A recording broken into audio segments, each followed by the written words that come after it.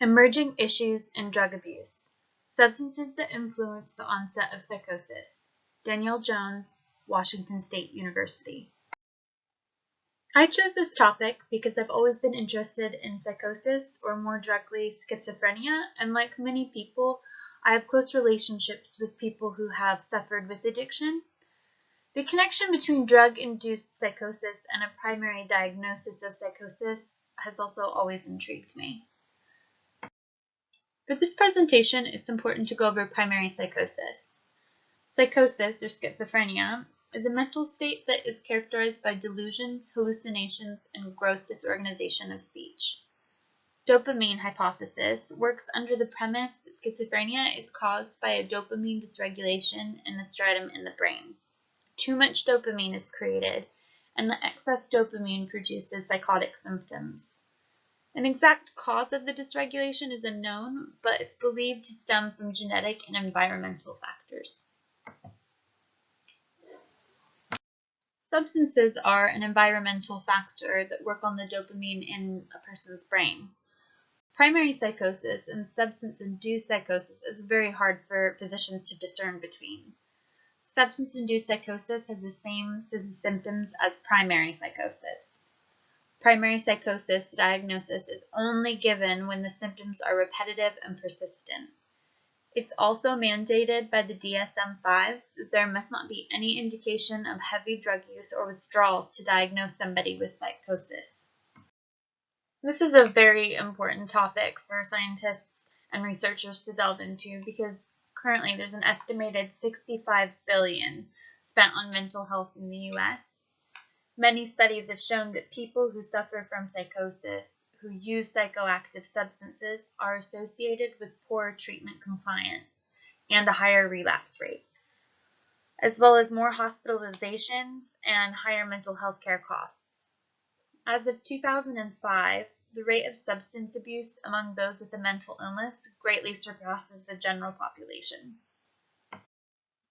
There are many different substances that this presentation could go over, but to make it more concise, I'll go over cannabis first. Cannabis is the top of a leafy plant that is also referred to as marijuana or weed.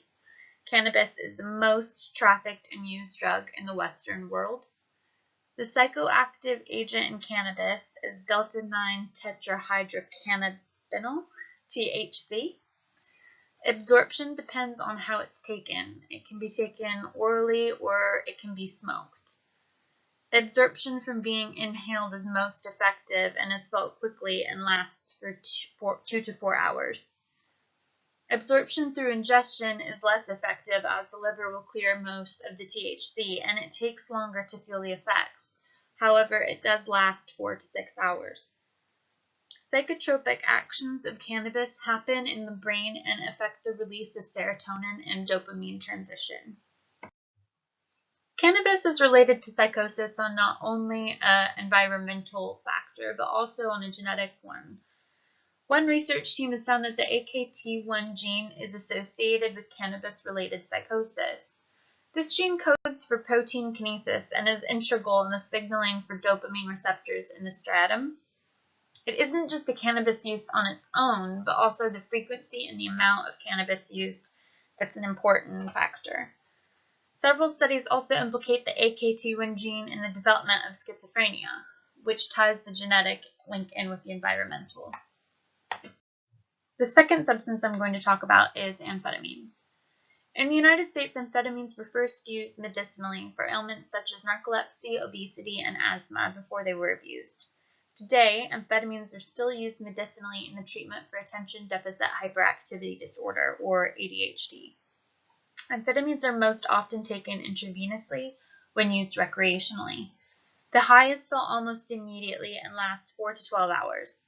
Amphetamines work in the brain to block the reuptake of serotonin, dopamine, and norepinephrine, monoamines, while simultaneously increasing the release of serotonin and dopamine. Prolonged use of amphetamines breaks down neurotransmitters and decreases the production of monoamines. Amphetamines are related to psychosis because prolonged use or overdose of amphetamines may create stimulant psychosis that mirrors the symptoms of schizophrenia. Studies show that there is an increased risk of primary psychosis when abusing amphetamines. A neuroimaging scan of a man who used amphetamine shows an increasing striatal dopamine release and nearly twice as much amphetamine-induced dopamine in the stratum of people with schizophrenia when compared with healthy controls. Studies also show that the age of introduction and the amount of amphetamines used is correlated to an earlier age of psychosis onset. Age of onset is later in amphetamine users than cannabis users because, on average, people are exposed to cannabis 2 or 3 years earlier than amphetamines. In closing, substance abuse is an environmental stressor that can increase dopamine levels in the striatum and is associated with earlier onset psychosis. Those who are genetically predisposed to a faulty AKT1 gene put themselves at further risk using cannabis. Once a primary diagnosis of cannabis is received, continued use of cannabis shows a gradually worse outcome on every dimension for patients. It may be in the public's best interest to continue testing for AKT1 gene abnormalities. Amphetamines have an average onset psychosis within 5 years of initial use. Continued use of amphetamines after primary diagnosis of psychosis will continue to show damaging effects on functionality and symptoms to the patient. People who abuse amphetamines frequent mental health systems most. With the taxing costs and efforts on the medical system and poor mental health outcome to the people who abuse amphetamines, it's in the public's best interest to find better prevention techniques.